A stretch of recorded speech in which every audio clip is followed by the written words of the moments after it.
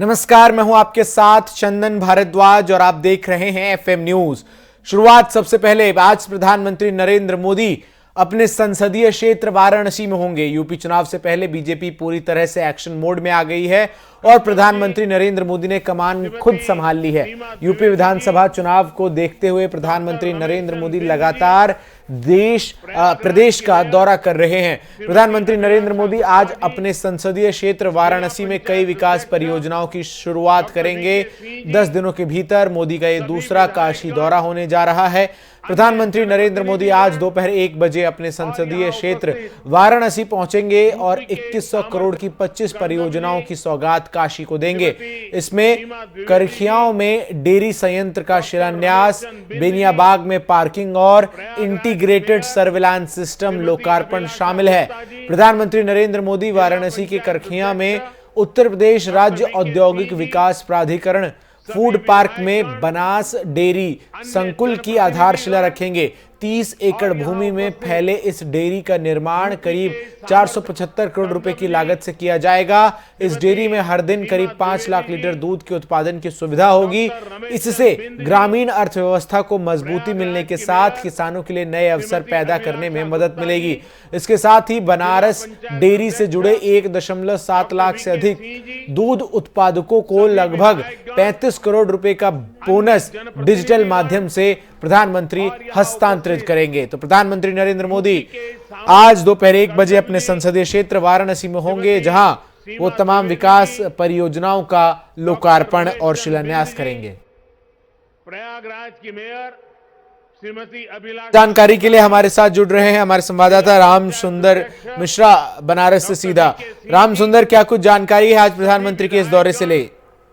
देखिए, प्रधानमंत्री अब से कुछ देर बाद जब वाराणसी पहुंचेंगे तो पूरे चुनावी मूड में नजर आएंगे और वाराणसी को 2100 करोड़ से ज्यादा की परियोजनाओं का शिलान्यास और लोकार्पण करेंगे। उसमें प्रमुख रूप से जो है वो अमूल की फैक्ट्री का जो शिलान्यास होगा वो ज्यादा महत्वपूर्ण है, क्योंकि उसके माध्यम से जो किसानों का मुद्दा है उसको सुलझाने का प्रयास करने के लिए नरेंद्र मोदी का यह शिलान्यास बहुत महत्वपूर्ण के रूप में देखा जा रहा है।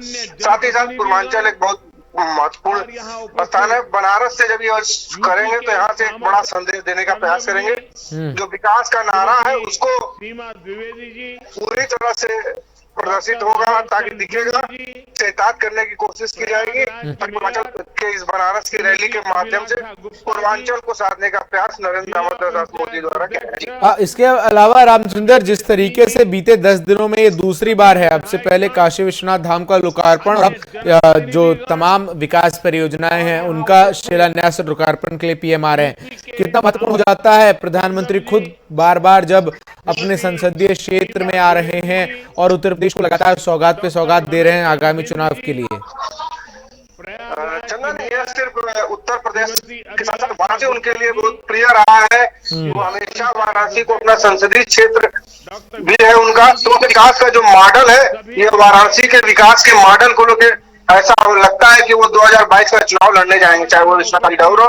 भारतीय जनता पार्टी धर्म को छोड़ना नहीं चाहती है, वो लगातार धर्म के आधार पर अपनी राजनीति को आगे बढ़ाना चाहते हैं। उसी का एक प्रतिफल है। साथ में धर्म के साथ विकास और युवाओं को रोजगार, किसान मुद्दा जो बहुत बड़ा मुद्दा था उसको साधने की कोशिश भी की जाएगी, क्योंकि ये जो अमूल की यहाँ डेयरी फैक्ट्री बन रही है, डेयरी की बनास डेयरी, इसको बहुत महत्वपूर्ण है, क्योंकि 5 लाख लीटर प्रतिदिन औसतन उत्पादन का लक्ष्य रखकर इस फैक्ट्री का निर्माण फिलहाल किया जा रहा है। बाद में धीरे धीरे इसको प्रमोट करके 70 लाख लीटर प्रतिदिन उत्पादन बढ़ाने के साथ काम करने का। तो जो किसान है, तरीके की हैं रामचंद्र, डेयरी उद्योग को बड़ा महत्वपूर्ण देखा जा रहा है। जी, तैयारियां किस तरीके की हैं प्रधानमंत्री की? पिछली बार हमने देखा था भव्य स्वागत हुआ था। सुरक्षा व्यवस्था महत्वपूर्ण, बाहर से काफी फोर्सें आई हैं और एडीजी लेवल पे चूंकि प्रधानमंत्री की सुरक्षा है तो पूरी एसपीजी उसको प्रोटेक्ट करती है और एसपीजी के गाइडलाइन पर ही स्थानीय प्रशासन किया गया है। चूंकि प्रधानमंत्री जब एयरपोर्ट से उतरेंगे उसके बाद वो एयरपोर्ट से रैली स्थल से बाय रोड जाएंगे, तो एक बड़ी भीड़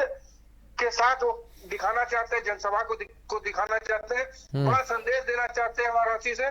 इसको ध्यान में रखकर भारतीय जनता पार्टी, जिला प्रशासन और उत्तर प्रदेश सरकार के लोगों ने पूरी तैयारी कर रखी है। जी, इसके अलावा जिस तरीके से लगातार हमने पिछली बार भी देखा कि प्रधानमंत्री का पूरा कार्यक्रम बनारस में भव्य रहा, आज प्रधानमंत्री जब लोकार्पण करेंगे और शिलान्यास करेंगे, तब किस तरीके से इसे भव्य बनाने की तैयारी की गई है बनारस को? प्रधानमंत्री के पूरे कार्यक्रम को पूरी तरह से भव्यता देने का काम भी किया जा रहा है। उसके लिए समझ लीजिए कि बनारस के जो सबसे बड़ी समस्या थी वो जाम की समस्या, वाराणसी का हार्ट कहे जाने वाला गुदौलिया इलाका, चौक इलाका, या जो जाम की समस्या प्रभावित होता था, उसके लिए अंडरग्राउंड दुनिया बाग में पार्किंग बनाई गई और बनारस में पहली बार होने जा रहा है कि एक बड़ी अंडरग्राउंड पार्किंग होगी। उसके साथ साथ उसके ऊपर खेल का एक मैदान भी फुटबॉल का बनेगा, क्योंकि जिस पार्क को अंडरग्राउंड पार्किंग में पार्किंग बनाई जा रही है, वहाँ वो एक खेल का बड़ा मैदान था फुटबॉल का, उसको ध्यान में रखते हुए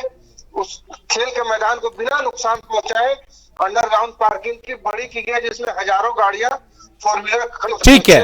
ठीक है राम सुंदर, बहुत बहुत चीजों को देखते हुए हर जगहों पर जब प्रधानमंत्री इन सब जगहों का लोकार्पण, कई पार्कों का, कई तालाबों का सुंदरीकरण होगा, तो ये सब सारी चीजों को देखते हुए हर जगह हर लोग इसको पूरी तरह से भव्यता रूप देंगे। ठीक है, बहुत शुक्रिया राम सुंदर आपका मेरे साथ जुड़कर तमाम जानकारी जो है वो दर्शकों तक पहुंचाने के लिए। तो निश्चित तौर पर प्रधानमंत्री नरेंद्र मोदी आज एक बार फिर अपने संसदीय क्षेत्र वाराणसी में होंगे, जहां वो तमाम विकास परियोजनाओं को उत्तर प्रदेश की जनता को सौंपेंगे और आगामी विधानसभा चुनाव से पहले लगातार एक के बाद जिस तरीके से प्रधानमंत्री नरेंद्र मोदी यूपी और खास करके वाराणसी का दौरा कर रहे हैं, ऐसे में अब देखना ये होगा कि आज जब प्रधानमंत्री वाराणसी से एक बार फिर जनता को संबोधित करते हैं तो वो किस तरीके से बीते 5 सालों में बीजेपी की सरकार द्वारा यूपी में किए गए विकास कार्य को गिनाने के साथ साथ विपक्ष पर हमला करते हैं।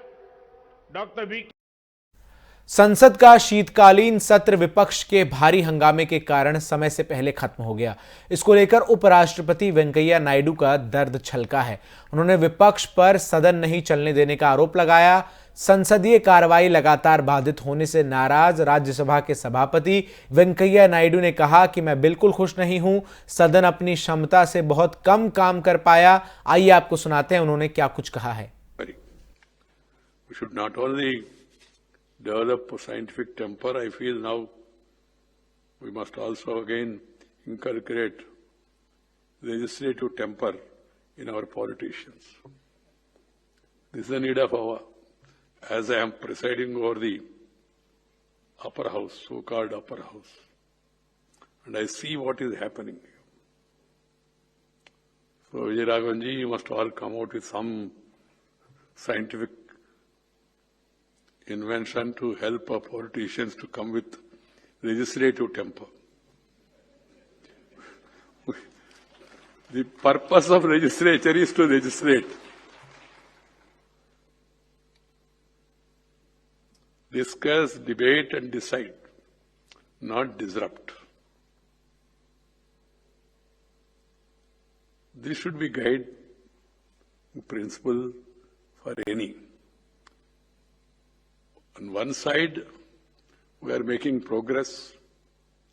On the other side, some of our elected representatives are making mockery of the institution. This has to be corrected at the earliest. And this has to be done by the political leaders and also the opinion creators. People who perform better, they should be appreciated. रुक करते अगली खबर का। महाराष्ट्र में विधानसभा का शीतकालीन सत्र शुरू हो चुका है। सीएम उद्धव ठाकरे 52 दिनों से ऑफिस नहीं आ पा रहे हैं। ऐसे में सीएम उद्धव ठाकरे का कार्रवाई में नहीं आना लगातार मुद्दा बनता जा रहा है। विपक्ष के आरोपों को बेबुनियाद बताते हुए महाराष्ट्र के उप मुख्यमंत्री अजीत पवार ने कहा कि मुख्यमंत्री उद्धव ठाकरे की सेहत ठीक है, वो सत्र में सभी दिन उपस्थित रहेंगे, उनका चार्ज किसी को देने की जरूरत नहीं है। सीएम उद्धव ठाकरे के बेटे और महाराष्ट्र सरकार में मंत्री आदित्य ठाकरे ने भी कहा है कि उनके पिता की तबीयत पूरी तरह से ठीक है। इससे पहले महाराष्ट्र बीजेपी अध्यक्ष चंद्रकांत पाटिल ने सीएम की अनुपस्थिति को लेकर निशाना साधा था। उन्होंने कहा था कि सीएम स्वस्थ नहीं है तो उन्हें किसी और को प्रभारी सीएम बना देना चाहिए। बता दें कि उद्धव ठाकरे की हाल ही में सर्वाइकल की सर्जरी हुई है। फिलहाल वो रिकवर कर रहे हैं। इस बात को ध्यान में रखते हुए विधानसभा का शीतकालीन सत्र नागपुर की जगह मुंबई में हो रहा है, क्योंकि उद्धव को फ्लाइट से ट्रैवल करने के लिए मना किया गया है।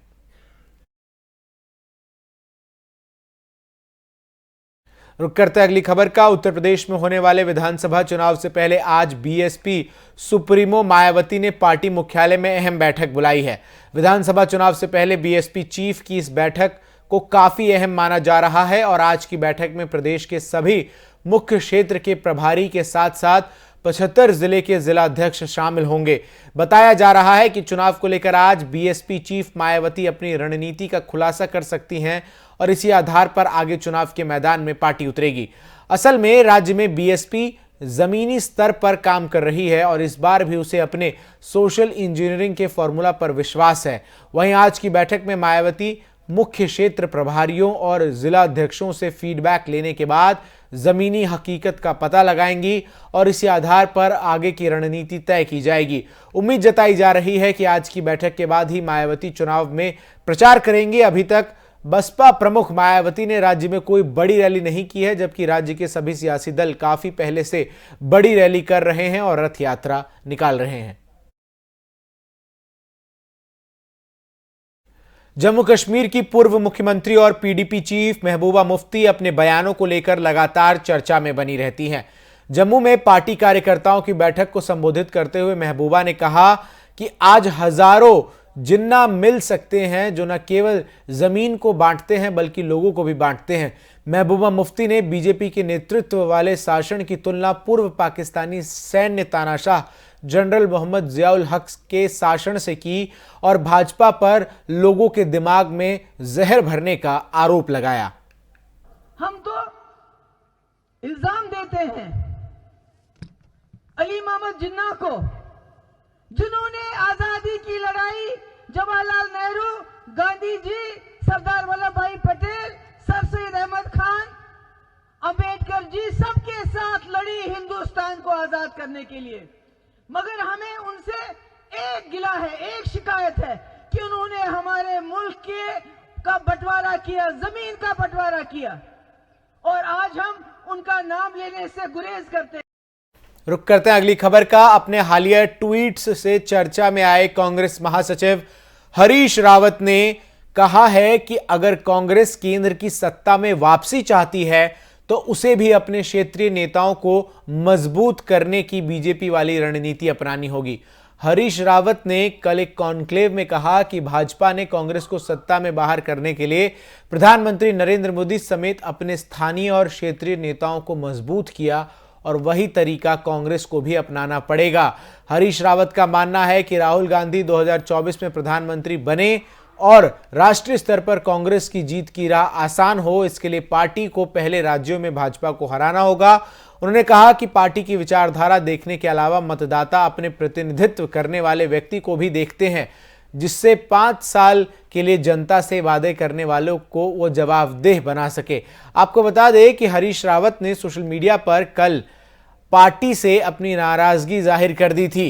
उन्होंने ट्विटर पर लिखा था कि है ना अजीब सी बात, चुनाव रूपी समुद्र को तैरना है, सहयोग के लिए संगठन का ढांचा अधिकांश स्थानों पर सहयोग का हाथ आगे बढ़ाने के बजाय या तो मुंह फेर करके खड़ा हो रहा है या नकारात्मक भूमिका निभा रहा है। जिस समुद्र में तैरना है, सत्ता ने वहां कई मगरमच्छ छोड़ रखे हैं जिनके आदेश पर तैरना है। उनके नुमाइंदे मेरे हाथ पांव बांध रहे हैं। मन में बहुत बार विचार आ रहा है कि हरीश रावत अब बहुत हो गया, बहुत तैर लिए, अब विश्राम का समय आ गया है। कांग्रेस के वरिष्ठ नेता हरीश रावत के नाराजगी वाले ट्वीट्स के बाद पंजाब के पूर्व सीएम अमरिंदर सिंह ने हरीश रावत पर तंज कसा है। पंजाब लोक कांग्रेस पार्टी के अध्यक्ष कैप्टन अमरिंदर सिंह ने ट्वीट कर कहा, जो बोओगे वही काटोगे, आपको भविष्य के कोशिशों के लिए शुभकामनाएं। बता दें कि कैप्टन को जब कांग्रेस पार्टी ने पंजाब के सीएम पद से हटाया था तब उस वक्त हरीश रावत पंजाब के प्रभारी थे। उस दौरान कैप्टन और हरीश रावत के बीच आरोप प्रत्यारोप का दौर भी चला था। आपको बता दें कि रावत की नाराजगी के बाद कांग्रेस की ओर से कोई आधिकारिक प्रतिक्रिया नहीं आई है। उत्तराखंड के पूर्व मुख्यमंत्री रावत उत्तराखंड में कांग्रेस के सबसे बड़े चेहरे माने जाते हैं और मौजूदा समय में वो राज्य में पार्टी के चुनावी अभियान समिति के प्रमुख भी हैं।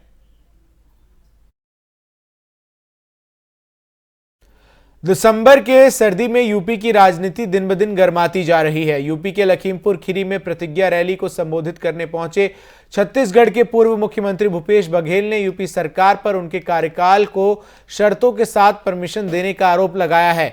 कार्यक्रम को भूपेश बघेल ने आरोप लगाया कि यूपी सरकार प्रशासन पर दबाव डालकर कांग्रेस का कार्यक्रम नहीं होना दे रही थी। भूपेश बघेल ने यूपी सरकार पर लोकतंत्र की हत्या करने का आरोप लगाया है।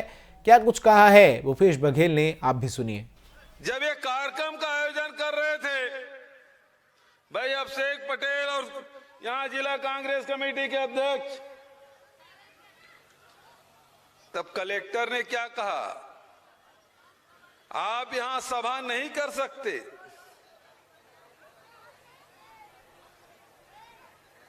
क्यों नहीं कर सकते? बहुत होने के बाद उन्होंने कहा सभा तो आप कर सकते हैं लेकिन लखीमपुर खीरी की घटना का उल्लेख नहीं कर सकते। आप किसानों की बात नहीं कर सकते। बताइए साहब, मैं किसान के घर में पैदा हूं, गांव का रहने वाला हूं, कांग्रेस पार्टी ने अवसर दिया, मैं मुख्यमंत्री बन गया, तो क्या मैं किसानों की बात नहीं करूंगा तो किसकी बात करूंगा? मुझे कहा गया है कि आप किसानों की बात नहीं कर सकते, आप लखीमपुर घटना के बारे में बात नहीं कर सकते। आप जिन्होंने किसानों के सीने पे गाड़ियां चला दी और की जान ले ली, उस टेनी के औलाद के बारे में बात नहीं कर सकते। ये प्रजातंत्र है क्या है? अब एक तरफ कहते हैं हमने गुंडा राज समाप्त कर दिया। अरे योगी जी, सबसे बड़ा गुंडा आपने कलेक्टर को बना के रखा है यहां, जो ये फरमान जारी करता कि मुख्यमंत्री आके यहां बात नहीं कर सकता। इस देश में लोकतंत्र है कि क्या है? मजाक बना रखा है। क्या तानाशाही चल रही है? क्या गुंडागर्दी चल रही है? क्या आपने इमरजेंसी लगा रखी है?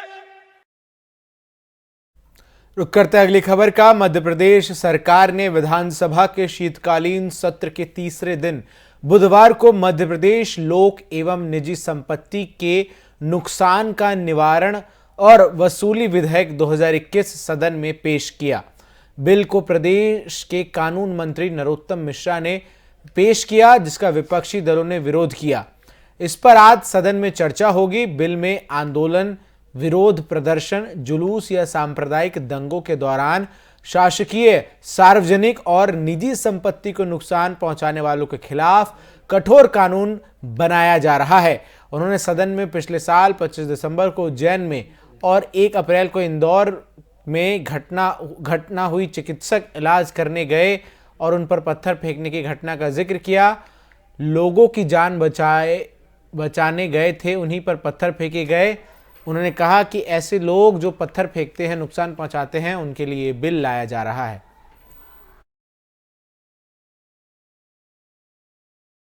देश के अलग अलग हिस्सों में अब तक ओमिक्रॉन के कुल 268 मामले सामने आ चुके हैं।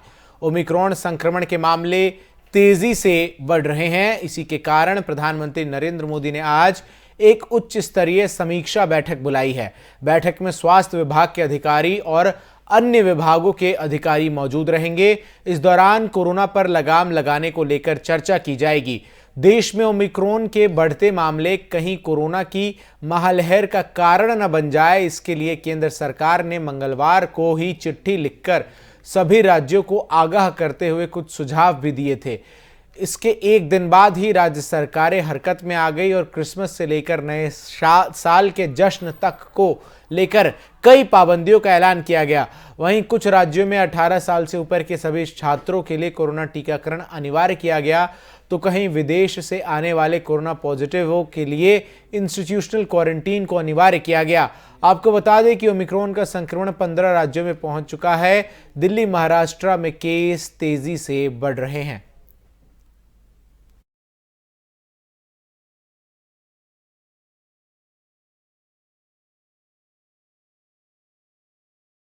देश भर में जानलेवा कोरोना वायरस के सबसे खतरनाक वेरिएंट ओमिक्रॉन के केस दिन प्रतिदिन बढ़ते जा रहे हैं। देश में इस खतरनाक और तेजी से फैलने वाले वेरिएंट के 268 मामले सामने आ चुके हैं। राजधानी दिल्ली और महाराष्ट्र में सबसे ज्यादा हालत खराब है। दिल्ली में ओमिक्रॉन को देखते हुए क्रिसमस और नए साल पर प्रतिबंध लगा दिया गया है। वहीं मुंबई में 31 दिसंबर तक धारा 144 लागू है। अब तक कुल 268 केस सामने आए हैं, जिसमें से 104 लोगों की रिकवरी हो चुकी है। अब तक कोरोना 16 राज्यों में फैल चुका है। महाराष्ट्र में 62, दिल्ली में 64, तेलंगाना में 24, राजस्थान में 21, कर्नाटक में 19, केरल में 15, गुजरात में 14, जम्मू कश्मीर में 3, आंध्र प्रदेश, उड़ीसा, उत्तर प्रदेश में 2-2 मामले सामने आए हैं, जबकि चंडीगढ़, लद्दाख, तमिलनाडु, उत्तराखंड और पश्चिम बंगाल में 1-1 मामले सामने आए हैं।